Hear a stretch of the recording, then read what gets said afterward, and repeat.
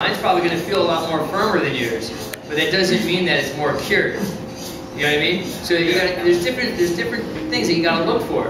You know, and I'm not saying you have to take it out and temper it either, but you need to know how your cooler reacts. You know, you don't put lettuce up on the top shelf all the time because you know when you do it freezes. You know what I mean? So it's like you know your cooler, you know your environment. You're looking for an overall product of the end result, and you know that you're not going to know right away.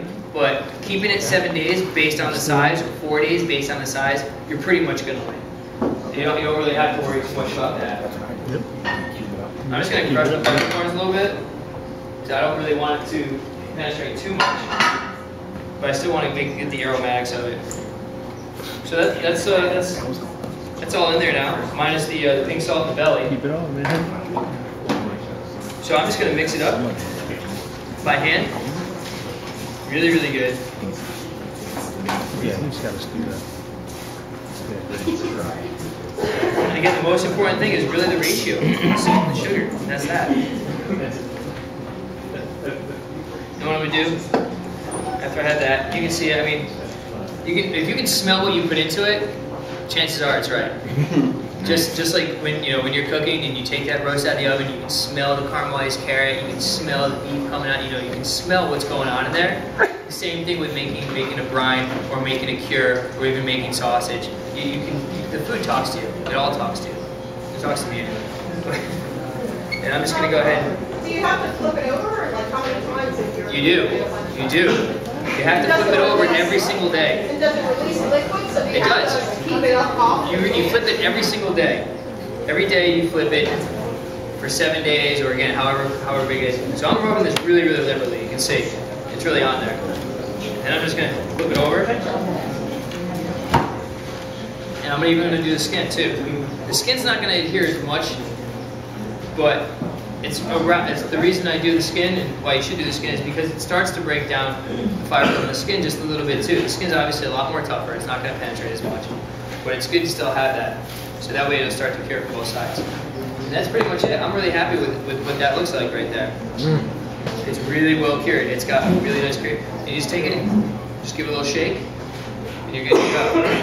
Now this bag here is a little bit too big or too small for this long belly. Normally you put it in your bag.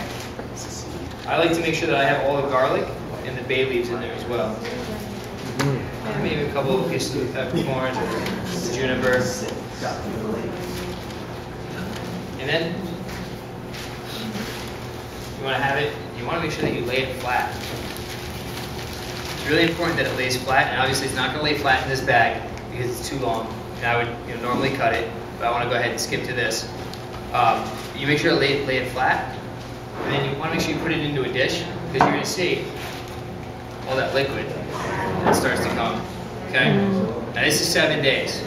You don't even see the cure on it anymore, but you can see how it's changed dramatically in color. I'm gonna need some. I'm gonna go ahead and open that up. I hope they get. To wash down this baking, but Yes.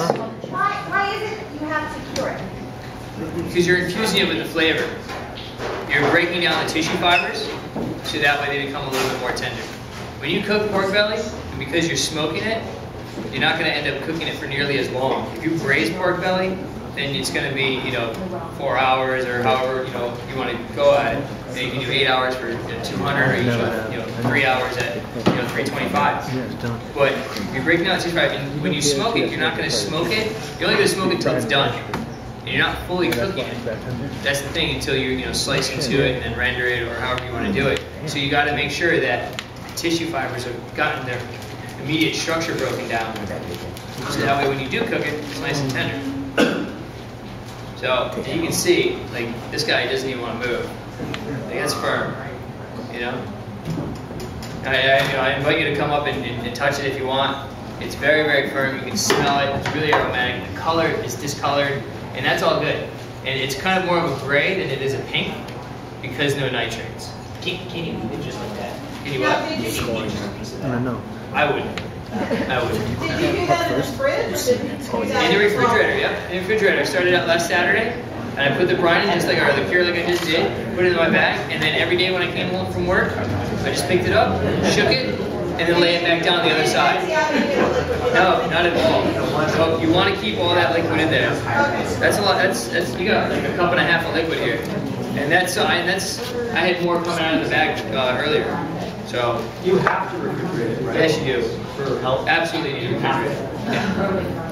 You say you have one. You have to refrigerate it. It's not an option, not. Yeah.